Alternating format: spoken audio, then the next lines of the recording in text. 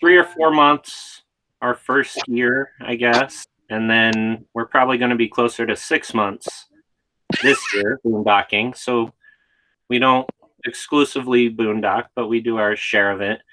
A lot of that's because we try to keep our costs down, and Thousand Trails doesn't have anything in the middle of the country. So we find other places to stay. And it's worked out really good for us. So we're actually boondocking right now. We haven't had any hookups for about the last month. And we probably won't until we go back towards Florida for the winter. We're planning on camp hosting this summer and maybe the beet harvest in the fall. And we probably won't have any hookups that whole time. So we're not experts, but we do our share of it. Is anyone else boondocking right now?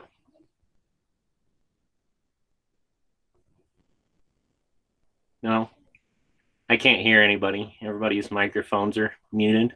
I don't have like a PowerPoint presentation or anything, so I was hoping everybody would kind of chat. We'll boondock a couple of way back. We're curious.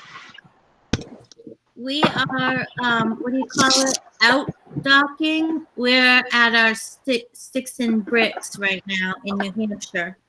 But I absolutely love boondocking. Love it. New Hampshire is beautiful. I've been there to Merrimack, and I really liked it. Merrimack is about 40 minutes south of us. But if anybody wants to boondock at our house, we have 7 acres. We have a 30 amp hookup by our garage, and then we have a site over by our down our driveway into a little cove, and because we're on Boondockers Welcome as a host, but for full-time families, I tell everybody you're welcome here. You don't need to have a membership of Boondockers Welcome or anything. You can just talk to us. But it's beautiful. Wow, thanks. Yeah, I'm sure you're going to get lots of guests. Where was that at? We're in New Hampshire in a town called New Boston. It's right outside of Manchester.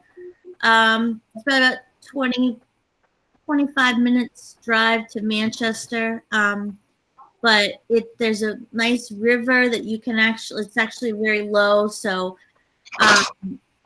you can kayak in it when it's high, but I mean it doesn't get like up here. I was trying to make the pizza. So it's pretty low, but there's high places to hike. There's a ski resort about a half an hour north of us.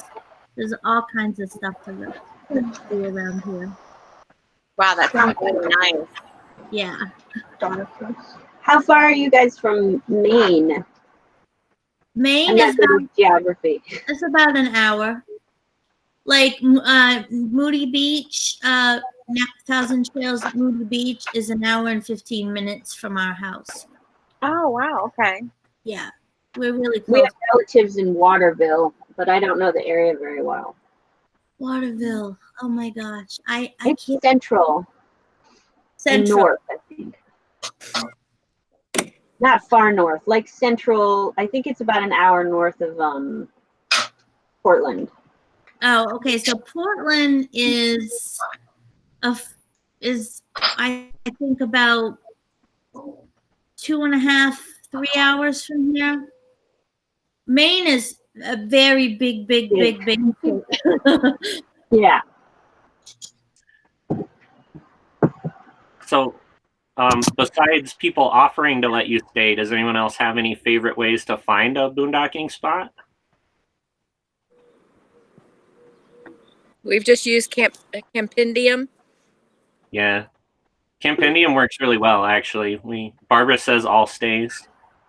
Ioverlander.com is another good one. High Overlander? iOverlander. Okay. The letter iOverlander.com. And then the National Forest ranger stations are all really friendly. Oh, High Overlander, Stephanie says. I thought it was iOverlander. Oh, you might be. It is Uh, Overlander. We mostly use Campendium, but then we'll go stop in the National Forest ranger stations and ask for map and ask them about dispersed camping. And it depends on the ranger district you're in, or which national forest it is. Some of them will allow camping anywhere, and then some of them allow camping only in established spots. There it is, iOverlander.com. But the rangers have always been really helpful, and they'll tell you where good spots are. And a lot of times we'll go the day before with just the truck and go scout it out and make sure we can get the rig in and out and find a nice spot that's empty. But we like the National Forest dispersed camping spots. And the maps are really good. And if you do any off-roading, a lot of states you have to either register your vehicle as a off-road vehicle or stay to the roads instead of the trails. And the roads versus trails, you can't tell by looking at them. You can only tell by those motor vehicle use maps. But just stopping into the ranger stations and asking them has always been a good experience for us. And then a lot of people like BLM land too. If you're out west, there's a lot of BLM land.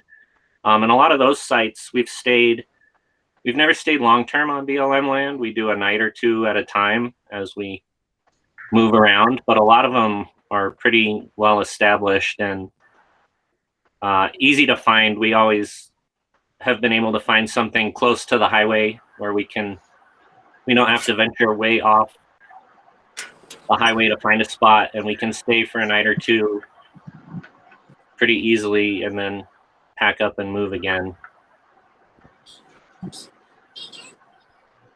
And the whether it's National Forest or BLM, the idea is that there are sort of set spots that are regularly used that allows them to preserve the rest of the land, right? So that they'll tell you on the map or sort of where the spots are, and you're looking for those locations where you might then see signs of where there was a rig previously. Is that kind of the gist of it?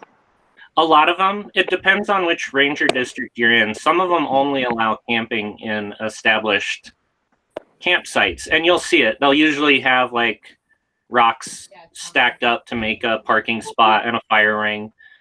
Some of them, like if you go up to the Pike National Forest in Colorado, you can pretty much camp anywhere. You can just drive along the road and pull off anywhere, and it's not very crowded, and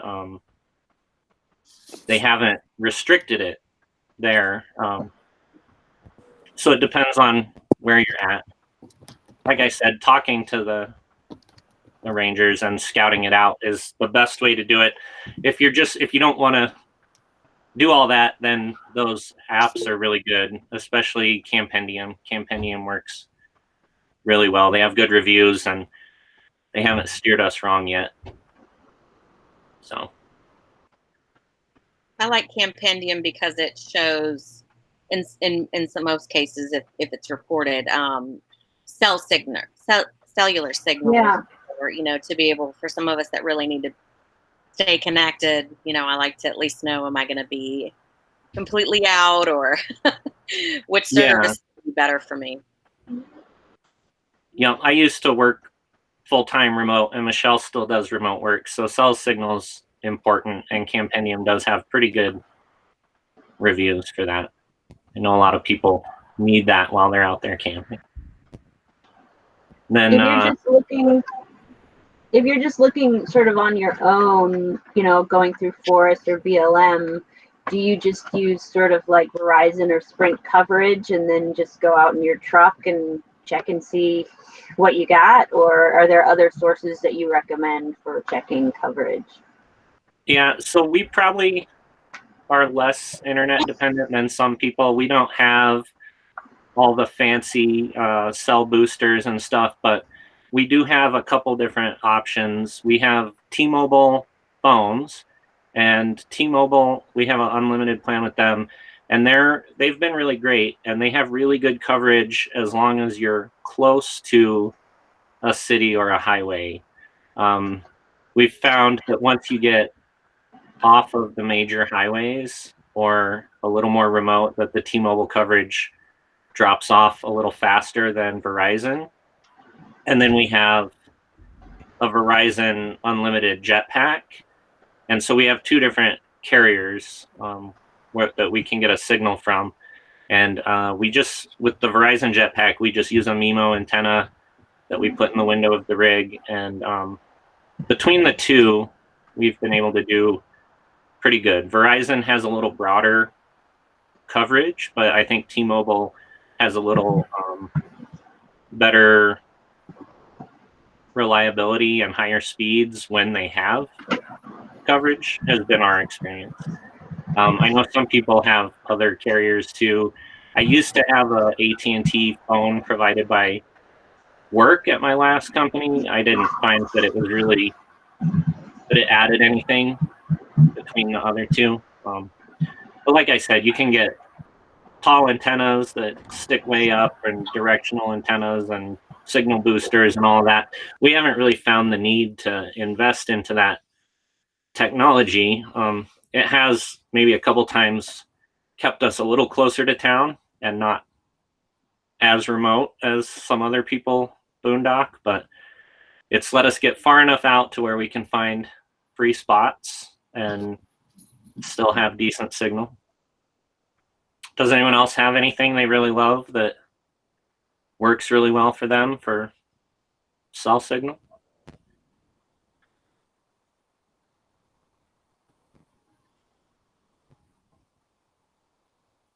Barbara recommended Open Signal. I haven't heard of that one before. Barbara, is that just for like finding areas that have coverage?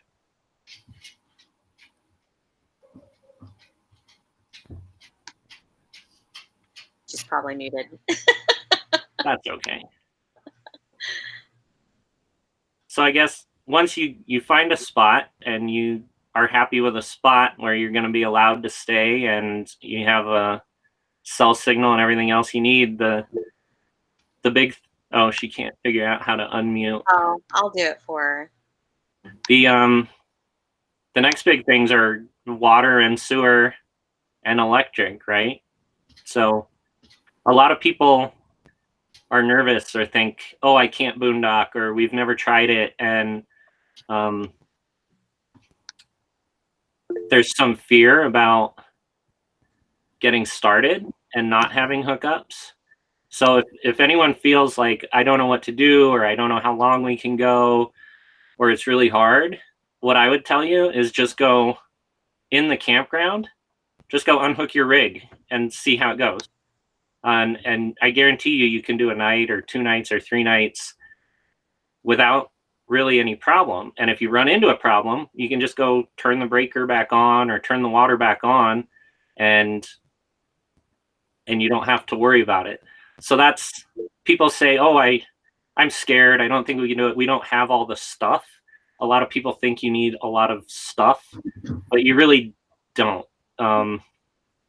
So if you're curious and you want to give it a try, just in the campground, turn your hookups off and just see how it goes. And what we've found is the first week is really easy.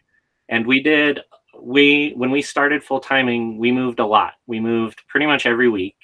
And we started with just the Thousand Trails Camping Pass. And so we would do a week in a campground, and then we would do a week out and we would boondock, and then we would do a week in the campground. And so the week out, when you have campground on either side, was really easy, and we didn't need any stuff. We would just dump our gray and black tanks and fill up our freshwater tank before we left, and then we could go park somewhere until that stuff ran out, and then we'd go back to a campground and and do it again. And so anyone, what we've found with that, you really don't need any stuff to do up to a week, especially so showers become the limiting thing for us with our family and our kids. If we all shower in the rig, the fresh water runs out and the gray tank fills up really fast. But community swimming pools and fitness centers are really great. Sometimes we've gone in and asked how much to shower, and they'll be like, oh, it's $5 to shower. And then we say, well, how much does it cost to let the kids swim? And they're like, oh, it's $3 for the kids to swim. Make sure they shower first. So we'll just take the kids to a pool and get showers in. And so we've found that up to that first week, you can pretty much get by on the tanks you've got and the propane you've got, or the batteries. You might have to toss a couple of batteries in there or run your generator once or twice a day if you have one. But it's pretty easy to do a night or 2 nights or up to a week before you really need to start investing money into stuff to go for longer. I don't know if anyone else has any experience with the short-term stuff or like boondocking just between campgrounds, but that's how we started. And then if you want to start extending that or not going in and out of campgrounds, then you have to start hauling fresh water in and hauling your waste out. And solar starts to become a better investment because you don't want to run the generator all the time. So for freshwater and waste, what we found was we were still moving so often. Yeah, Barbara says 3 days and then 7 if they pay attention.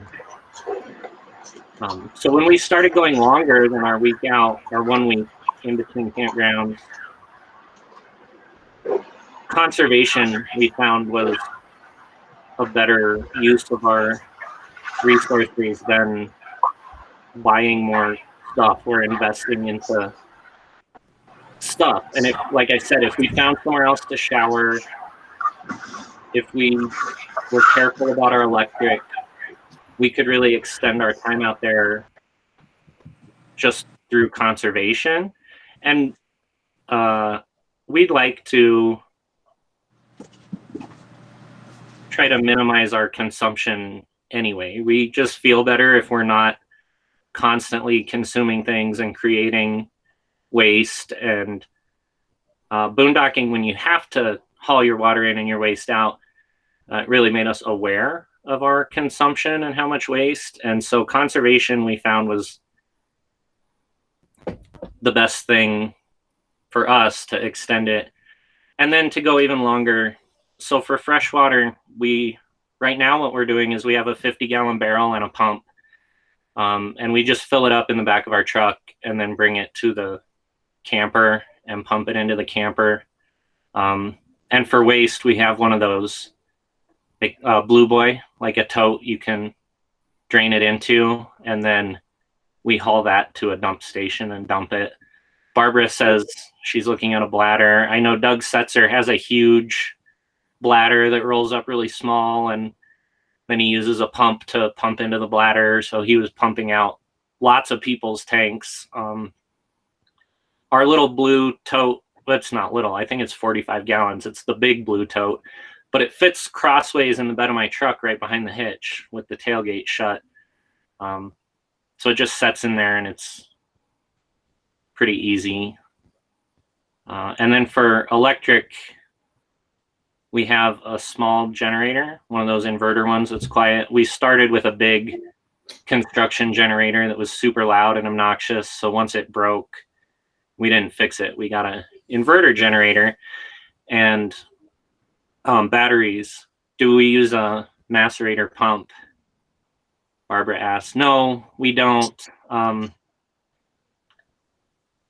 We will this summer, but right now we don't have one. So what we do is the tote has a little handle that fits over the ball on a hitch. So you can drain it into the tote and then you can pull it behind the truck short distances. I wouldn't pull it on the highway because it just has little like wagon wheels. to a dump station and dump it. And then you don't have to lift a full tote up. So we currently don't have a pump.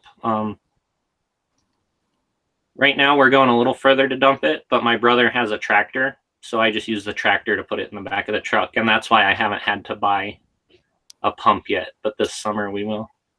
Does a macerator need water to work? So there's two different kinds. One of them has a hose that connects to it and one of them doesn't. But 42-gallon Blue Boy, best anniversary present ever. Yeah. Only a boondocker would say something like that, Barbara.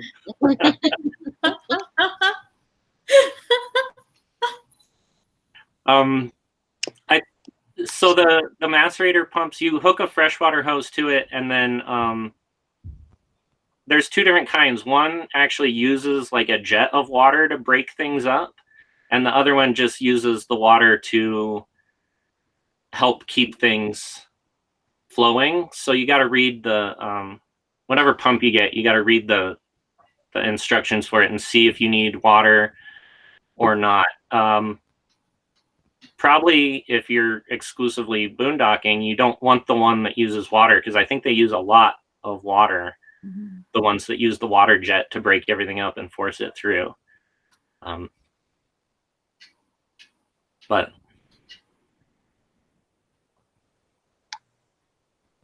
I forgot where I was going. Oh, I was going to talk about electric and solar. So when we started, we got the first thing we did was buy more batteries, because our rig came with one 12-volt battery, and it was so awful that I couldn't even run the jacks up and down to hook up to the truck.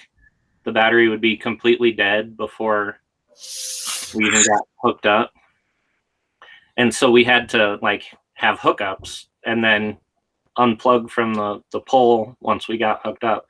So the first thing we did was buy batteries, and we went with the 6-volt batteries in series, and we got a couple of those, but it was just based on price. Costco has them, or Batteries Plus has them, but you can get a couple of those. They're like 99 bucks a piece. And then we got 2 more. So we have 4 lead acid golf cart batteries, and that gives us 215 usable amp hours at 12 volts, which isn't a ton. It's about the same as 2 of those lithium batteries, as long as it would be twice as much, but I only discharge them to 50%. So there's lots of different types of batteries. There's lead acid, or the absorbed glass mat, the AGM batteries, or lithium batteries. The lithiums are pretty pricey, but you can run them all the way down without damaging them, and they're maintenance free. The sealed or AGM batteries are maintenance free, but they're heavier and sorry, Barbara, I can't read that. What's that say? I have a little black line on my computer screen that's covering it up. So her goal is Battleborn. Oh yeah, those are nice. Those are the lithium ones, but they can be almost Battleborn's a brand. They sell lithium batteries that are drop-in replacements, so they're the same form factor as a regular 12-volt battery, so they'll fit into a battery box, and they have the battery management system, which is the electronics that control the discharge from each of the little cells and make sure that your batteries don't get overheated or overloaded. They shut it off if there's an issue. But yeah, so Battleborn's a brand of lithium batteries that are the same form factor as a regular battery. They drop right in. You don't have to do anything other than just remove your old battery and plug it in.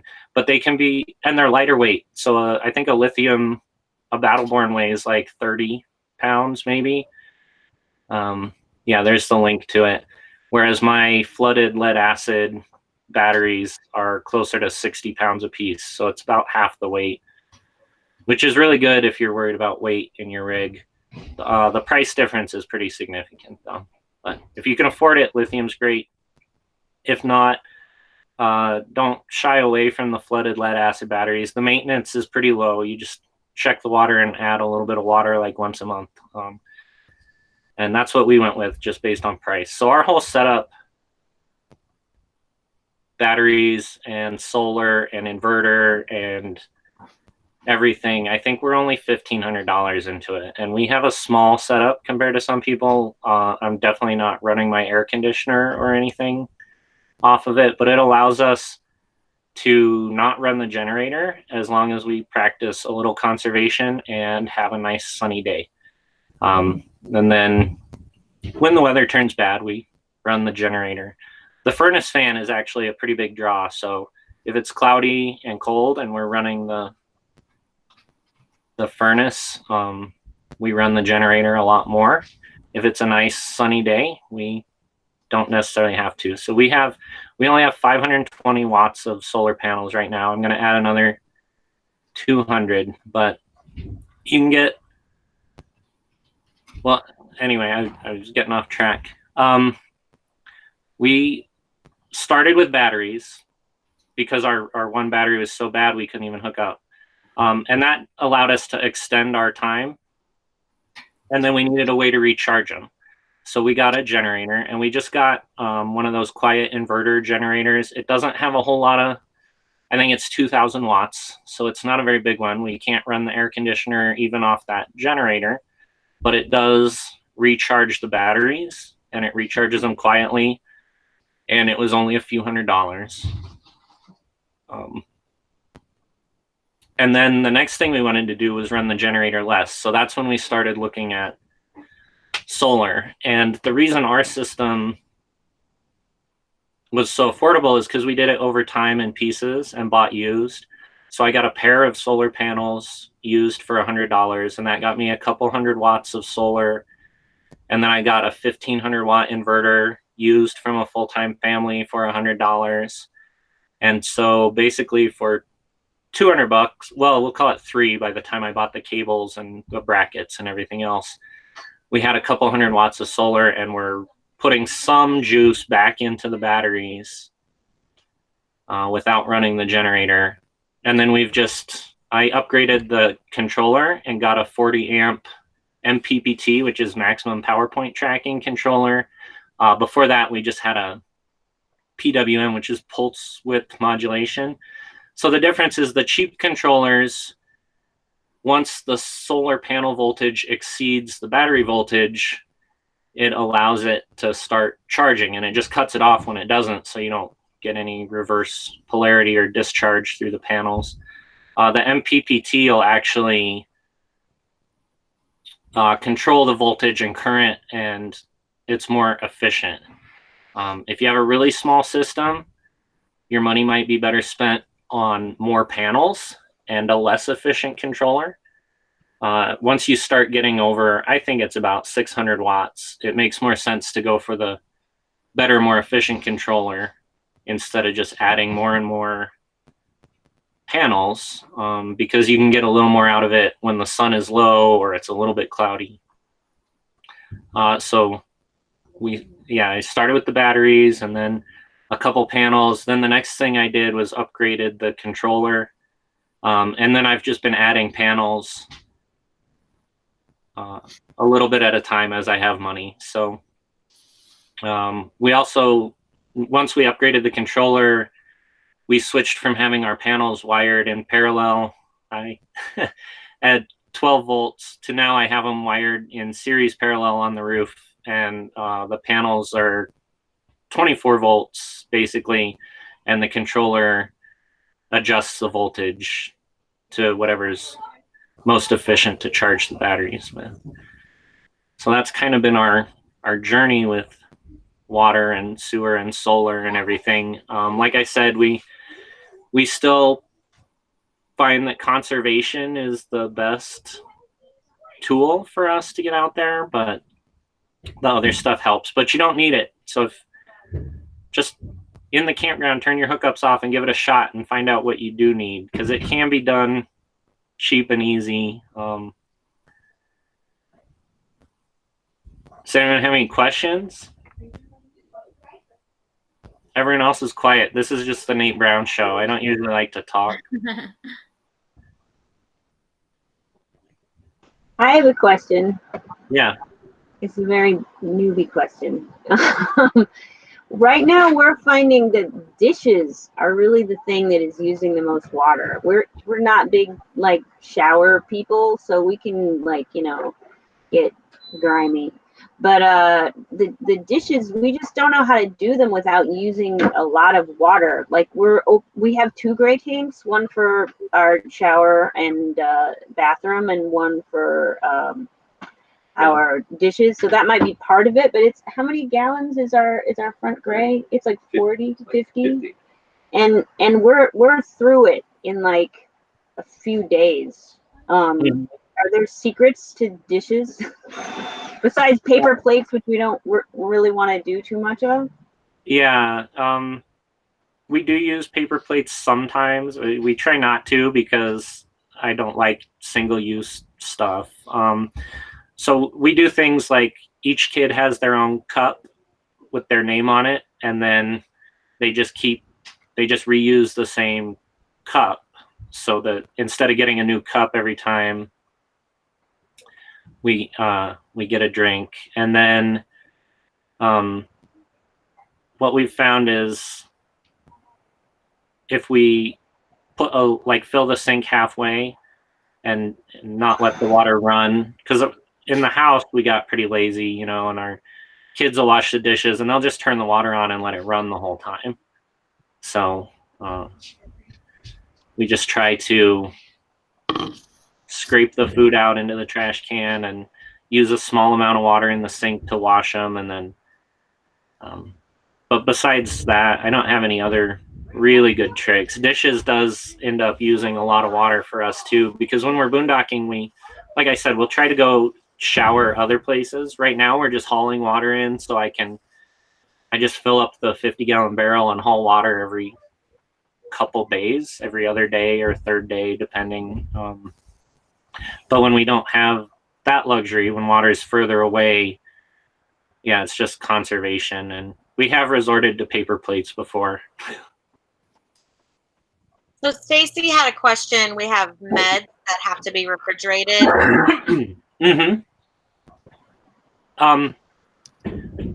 We don't have a residential refrigerator. We have the 2-way refrigerator, and so we run our fridge on propane when we're boondocking, and we can go a really long time on the propane. We have the 2 30-pound tanks on our fifth wheel, and the propane will last for weeks and weeks before we have to switch tanks, unless we run the furnace. The furnace burns through it a lot. So as long as we follow the weather, the fridge will just run for weeks at a time on 1 bottle of propane.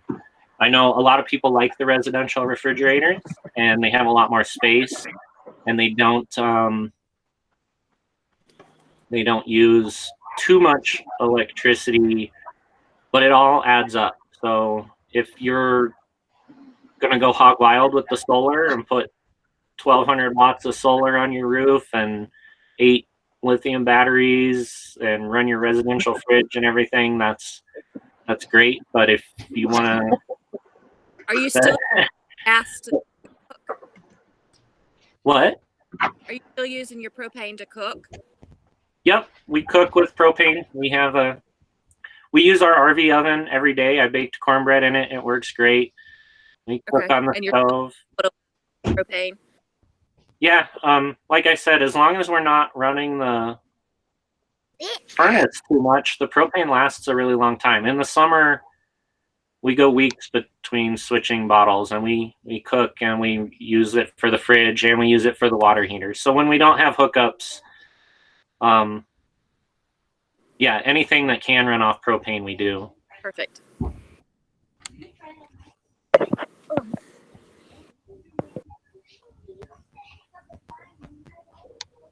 There was some good comments about the water savings, like catching your wash water in a pan and then reusing it. You could do the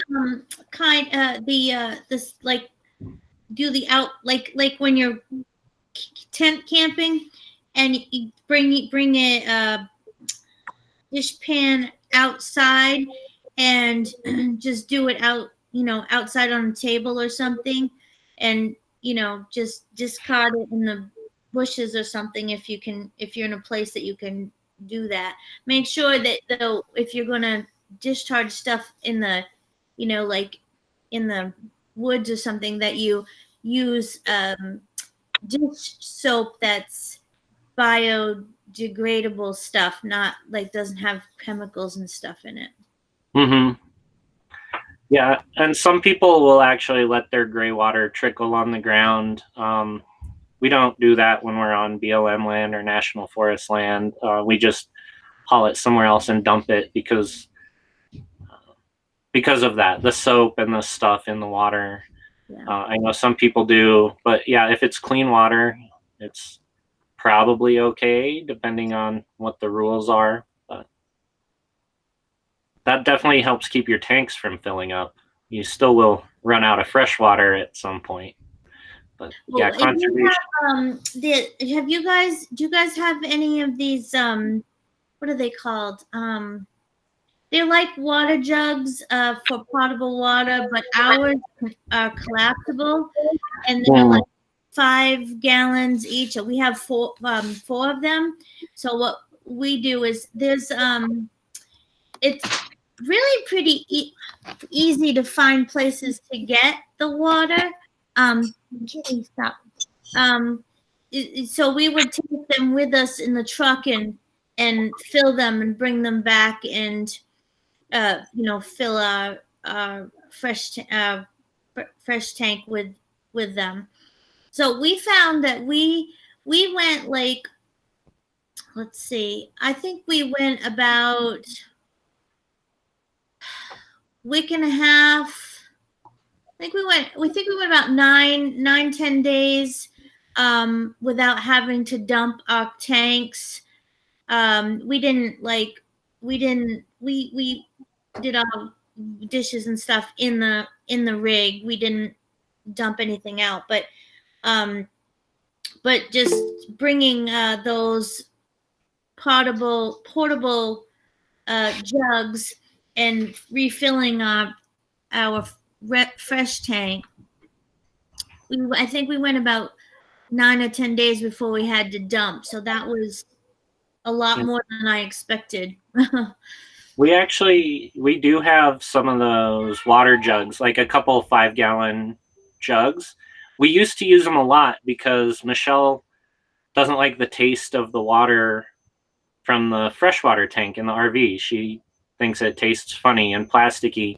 And so we used to just use the freshwater tank for washing, and we would bring our drinking water in separate jugs.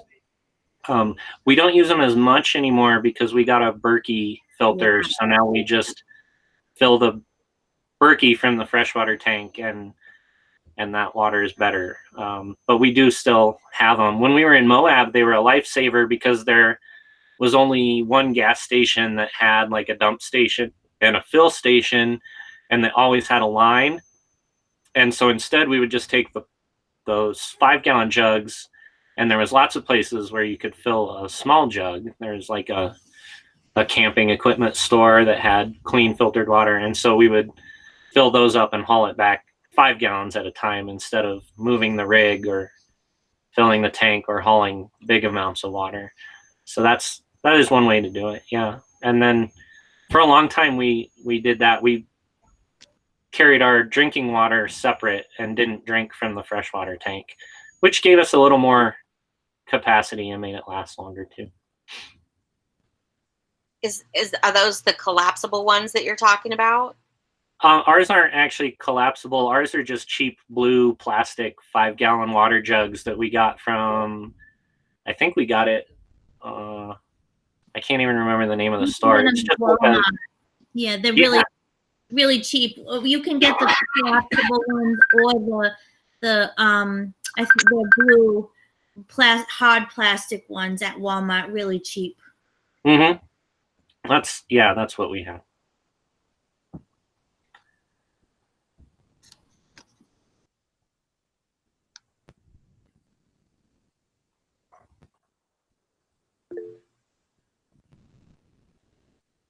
Are these the filters you use? I don't know. I can't actually follow that link. We So we got our Berkey used again, just like everything else I got. We don't have a ton of money, so we try to buy everything used. And the Berkey we got didn't have filters in it, so we got it really cheap. But then we had to buy the filters, and we actually just ordered off Amazon an off-brand of ceramic 2-stage filter that fit the Berkey, but it's not Berkey brand. I can't remember what brand it is. It's just whatever was cheap with good reviews off Amazon, but we've been pretty happy with it. We actually bought a Scratch and Dent Pro Pure filter. It runs basically like the Berkey. It's just not a Berkey. But we got the Scratch and Dent, the really big one, for I don't know, maybe half the price of the Berkey. And then we use those filters, and we've actually had them a really long time. But I know some people that actually use their Pro Pure filters with their Berkey. So they're, some of them are interchangeable on different systems, which is nice. Mm-hmm. It made a huge difference for us. I think I drink more water now that the water tastes good. Before, I would just drink whatever was in the fridge. But Elaine has a filter on her faucet also. On those blue jugs you can also get little charcoal filters that screw onto those water jugs that will filter it too as it comes out of the jug.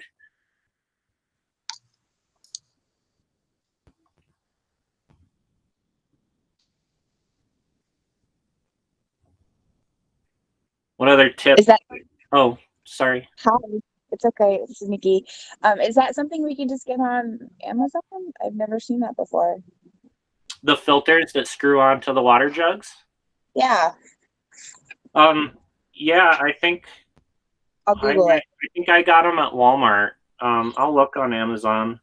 It was just whatever brand that blue jug was, they were selling it right next to it, and it was, instead of the little white plastic spigot that screwed onto the jug, it just had a little filter canister on it, and it screwed on. Like I said, we haven't used it anymore since we got the Berkey. The drawback with those, the flow was really slow. So if you wanted to fill a cup of water from it, you kind of had to stand there for a couple of minutes. Elaine says she has a filter for her hose. We always filter the water going into the tank just with those little Camco RV water filters. Those are cheap and they get rid of the chunks at least.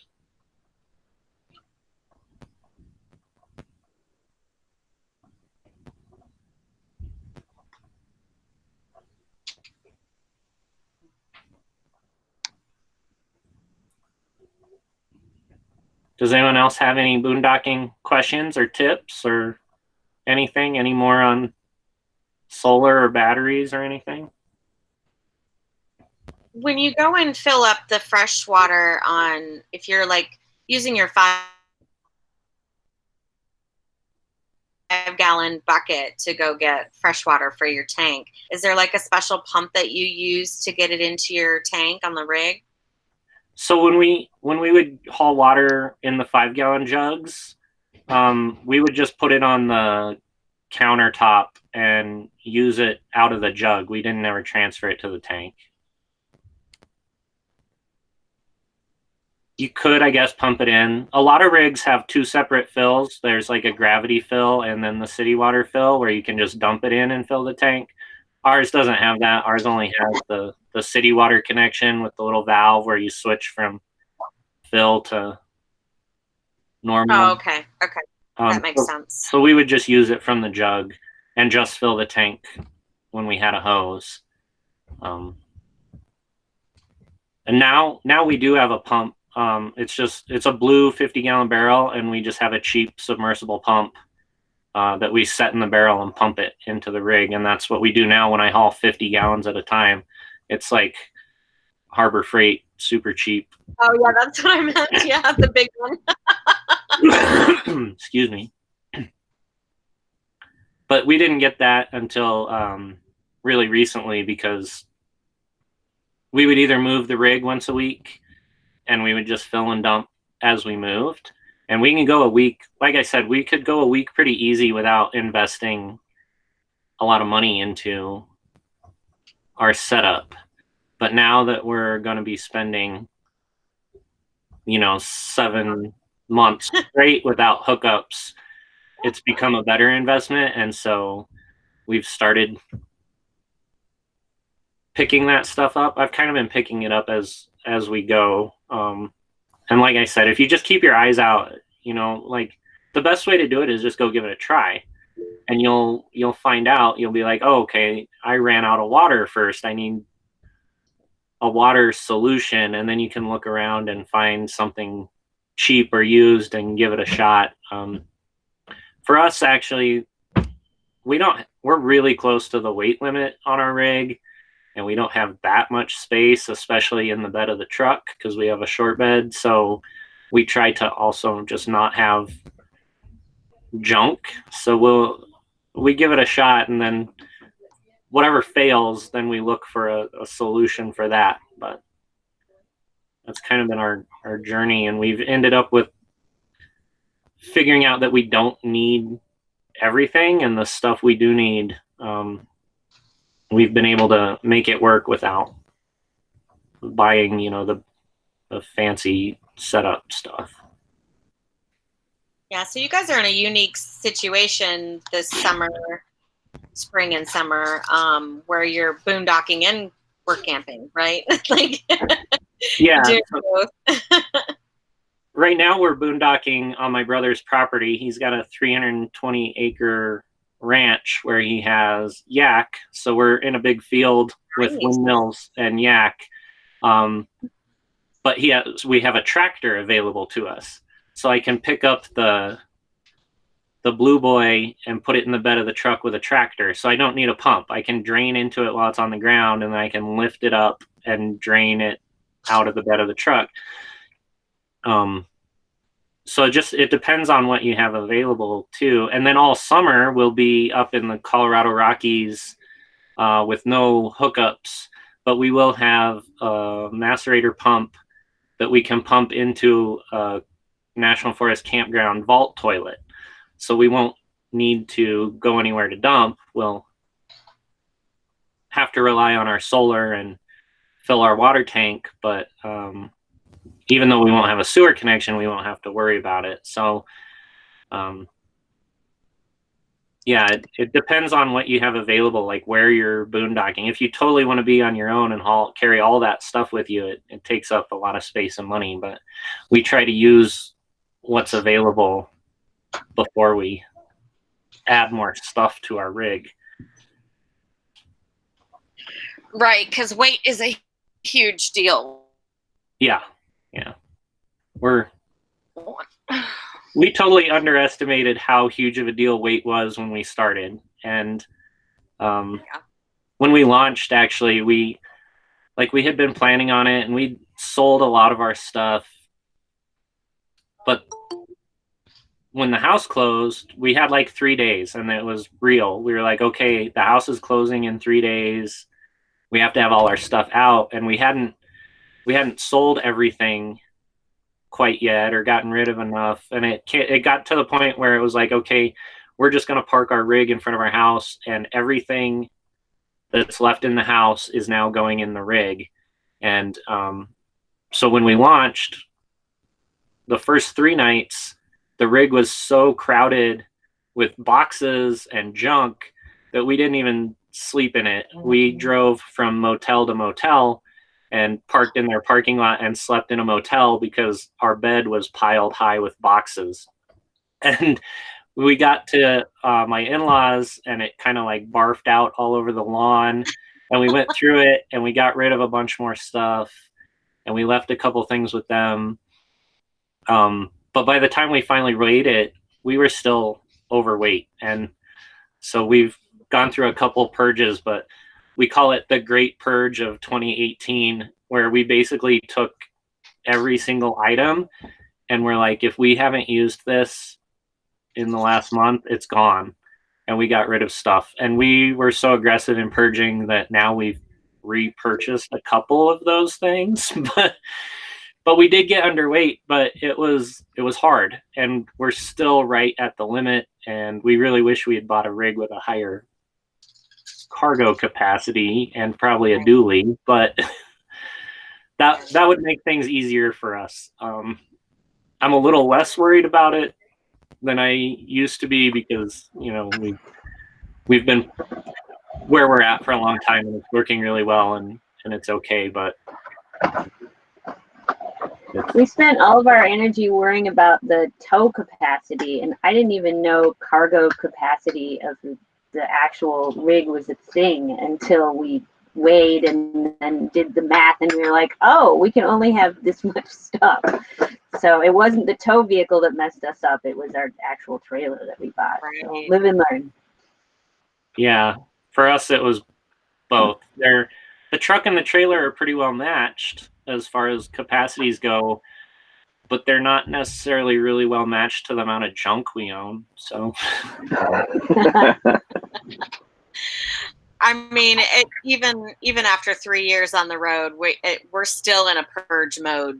It seems like constantly. It's just a regular thing. Every couple months, we reevaluate. What are we using? What do we need? What can go? And yeah, it's a constant cycle, I think, but yeah, but necessary. We have one of those state maps where you mark off the states you've been to, and we joke that our rule for marking off a state is we have to donate something to Goodwill before we. Oh, that's great. Michelle needs to add that to one of But the yeah, conversations on the board to go on about that. You know, what's the rules? What are your rules? I like that one. Something has to go to Goodwill. We have to purge something and drop it off at Goodwill, and we can mark that state off. I think we've been to Goodwill in like 30-something states over the last couple of years.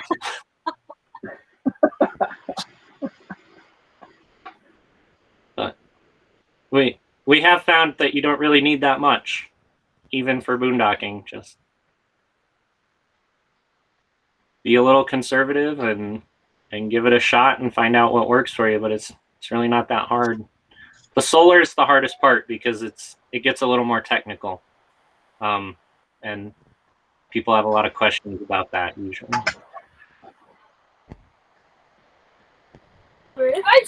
We're looking at a little solar thing that is like a briefcase. Like it opens up and closes, and you set it directly to your batteries. So it's like a trickle charge. It's not going to solve all our needs, but we have the generator.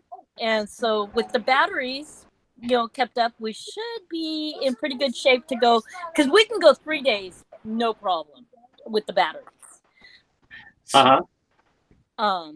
And so I'm thinking with that trickle charge on there, we should be pretty good to go a little longer.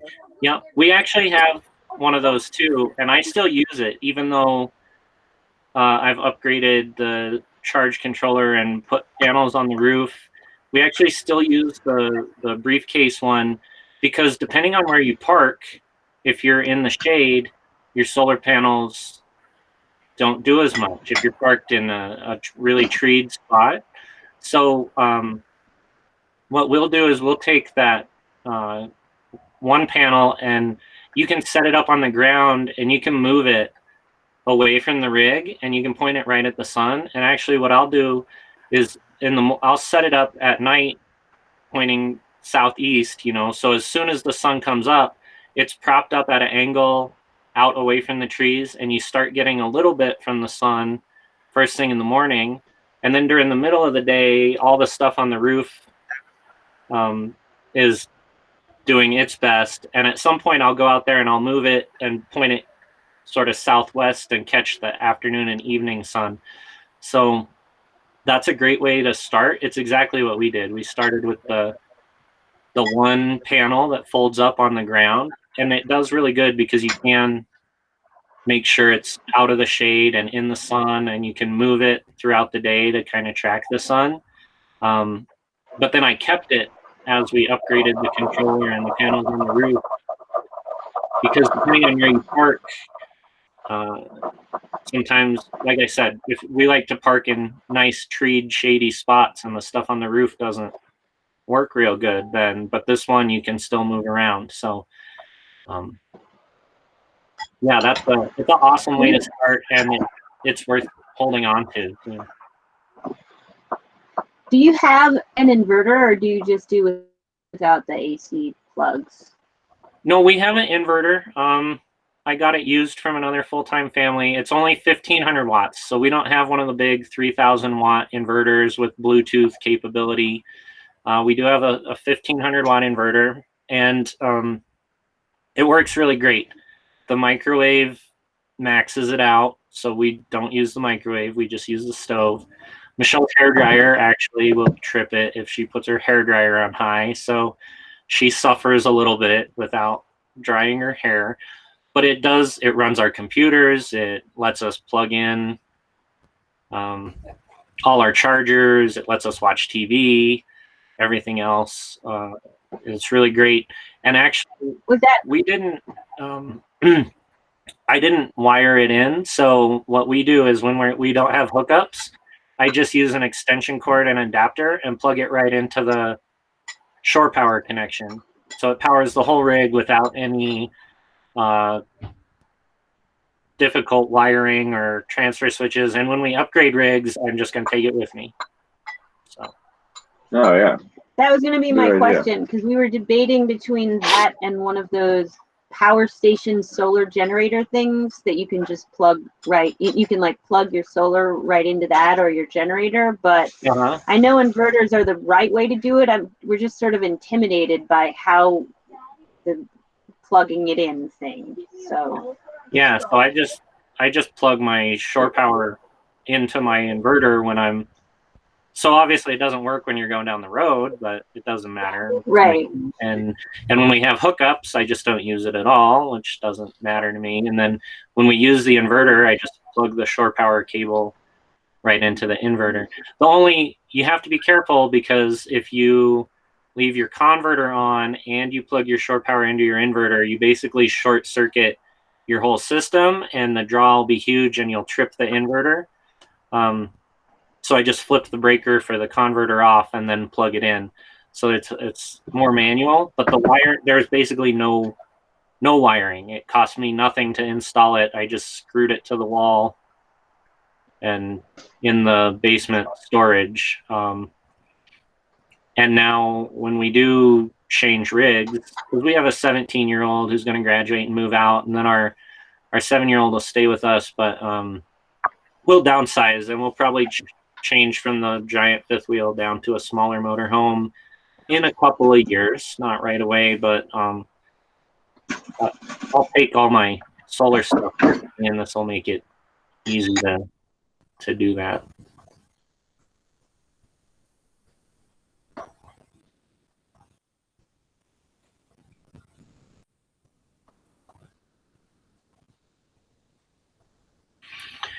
And then another thing class C. I think I want a class A. The class C's we looked at had low weight, back to that weight thing, but our fifth wheel didn't have that much weight either. But I would really like an onboard generator and auto leveling. Those things look nice. But I forgot what I was saying about the inverter. Oh well. Anyway, what other questions does anyone have about boondocking?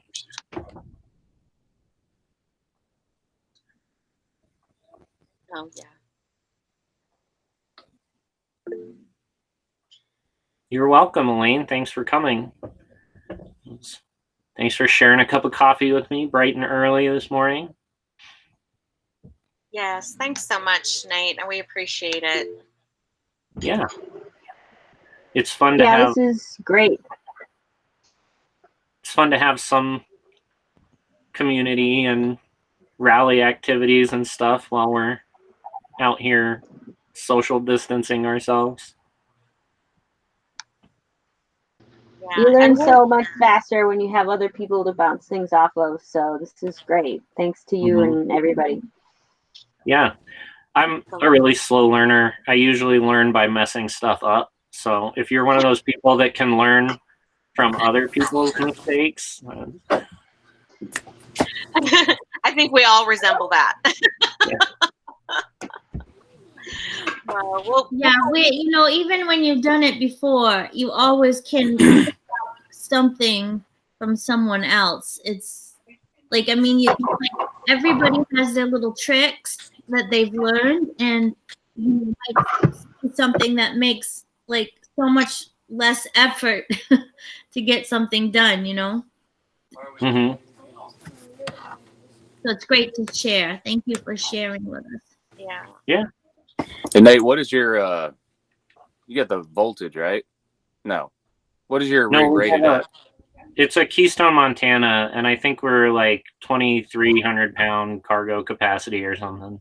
Which, when we were shopping and getting ready to launch, we're like, man, that's more than a ton. There's no way we have a ton of stuff, but it turns out a ton goes really fast.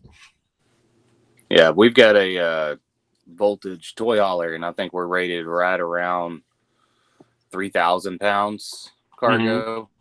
So yeah, I haven't weighed it yet, but yeah, I don't want to. That's crazy to me that the toy haulers, some of them don't have more than that, because you put a 900 pound motorcycle or something in the back of it. Yeah, our UTV is right at 1,000. Yeah. And it's only a 2-axle. Oh my. Yeah. Which I don't understand. We're in our second rig, and our last one only had maybe, right around 2,000, and we upgraded to an open range bunkhouse. But that was one of the things we looked at was weight and cargo capacity, and I think we have like 3,200. So I'm like, yes, that's way better than what we had before, so we'll take it. Yeah, that's a lot better. I do wonder what mine weighs overall. I mean, it doesn't look like we have a bunch of stuff, but I know we do, so I think one day or another I'll throw it on the truck and run it up to the scales, but who knows? I was really surprised the first time I did that, and like I said, that prompted the great purge of 2018, where we it's a constant thing, man. It's constantly getting rid of stuff and figuring out what we need, what we don't need, and what we will need. And my biggest thing is tools. I don't want to get rid of any of my tools. My tools all right in the toolbox in the bed of the truck. And I need to get a toolbox for the bed of the truck, because I've got them in the little side compartments on my flatbed of my truck, but I want to get them out of there and get them into an actual box on the truck. Yeah. You never throw away tools, even if you're overweight. Get rid of it. Tools are way too important. Barbara says she's underweight. You're one of the few, Barbara. Right?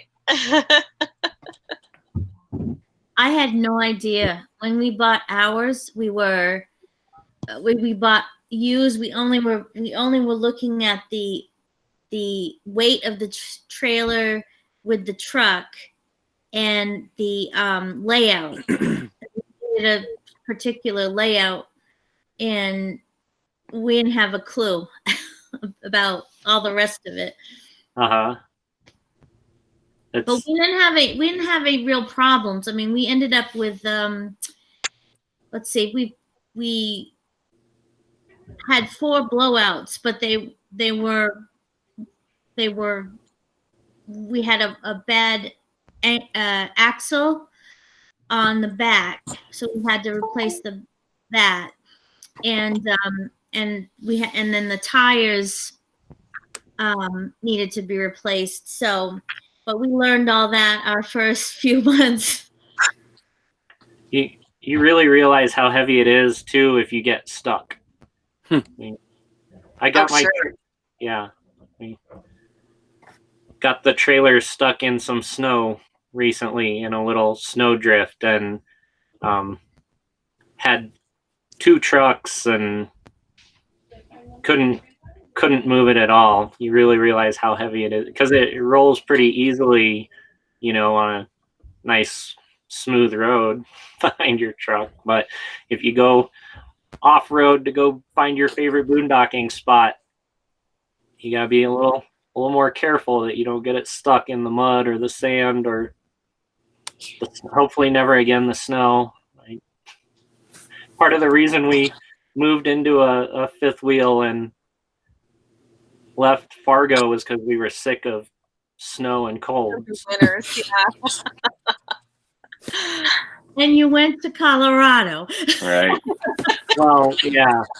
We spent the last 2 winters in Florida. The only reason we were planning on coming to Colorado in May, and the only reason that we're here this early is because of all the shelter-in-place orders, and we were worried about having a place to stay and campgrounds getting closed, and so we came to my brother's property where we knew, we have a place that we don't have to worry about it closing or reservations or getting kicked out and told to go somewhere else, but it's not where we would be right now otherwise. Yeah, that's been a big thing. That's that's why we are still in our house, because we had plans to leave in March, and then all the stuff started happening with the border closing and all that, and we were like, okay, we're gonna move it into April. We'll see what's going to happen. And then we started getting all of our campground reservations started getting canceled. And we're like, okay, we're going to just stay here until it gets, sorted out. I am hoping we can get out of here before July at this point, because they have